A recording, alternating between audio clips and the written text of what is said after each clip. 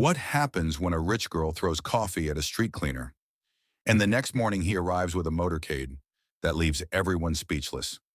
The city was just waking up, its tall glass towers catching the first gold of sunrise. Cars hissed past in a steady stream.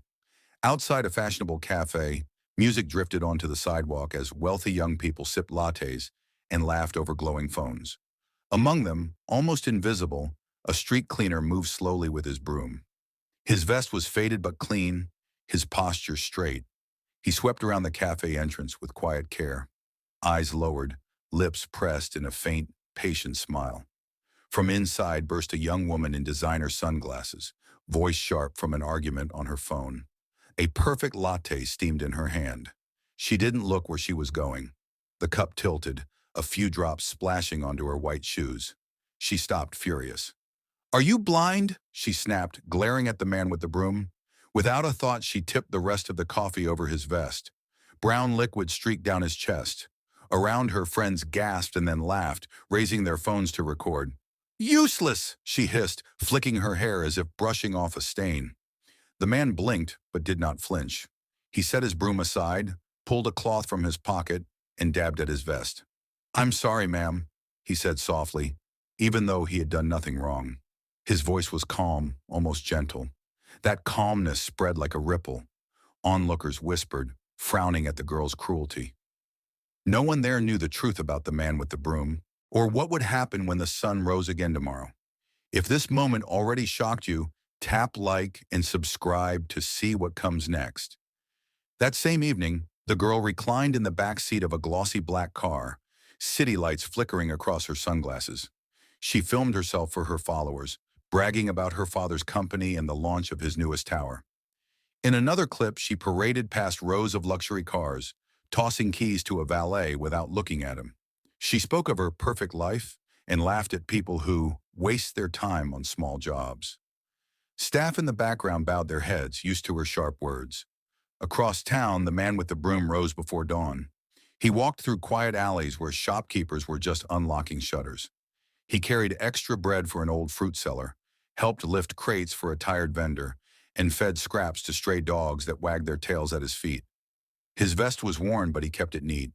People greeted him with nods and smiles, whispering, "Such a good man." Yet some shook their heads, pitying his lowly work. That night, the video of the coffee incident exploded online.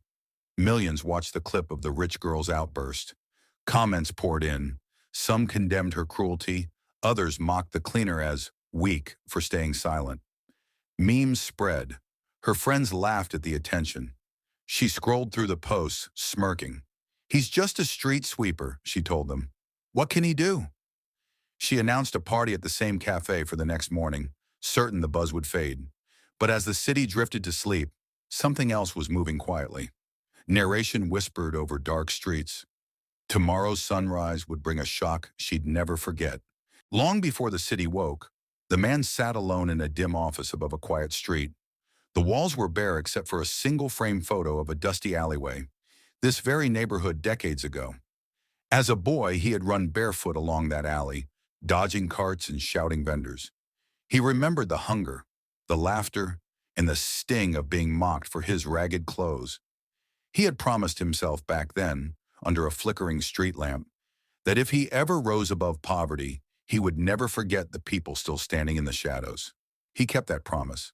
Through scholarships, he studied at night, built small businesses, and later launched companies that grew beyond anyone's expectations. With his wealth, he created a foundation that rebuilt playgrounds, opened shelters, and funded public services, including the street cleaning program. The man with the broom was not a worker hired by the city. He was the quiet force behind the entire operation. Dressing plainly, he moved among his employees and the public to see how his money was used, how the powerful treated the powerless, and whether his dream of dignity for all could survive reality. That evening, coffee still drying on his vest, he stared out the window at the glowing skyline. A flicker of pain crossed his face, old memories mixing with the fresh insult. Yet his eyes stayed calm. He picked up his phone and spoke softly. "Tomorrow morning, send the cars." I want her to see his voice was steady, almost sorrowful, as though he hoped the lesson would heal more than it hurt. The narration rolled like a drum beat under the scene. The next dawn would not find a man with a broom. It would find a leader arriving with a motorcade. The sun rose bright and sharp, glinting off cafe windows as the same group gathered on the sidewalk. The rich girl strutted out with her friends, laughter spilling across the street.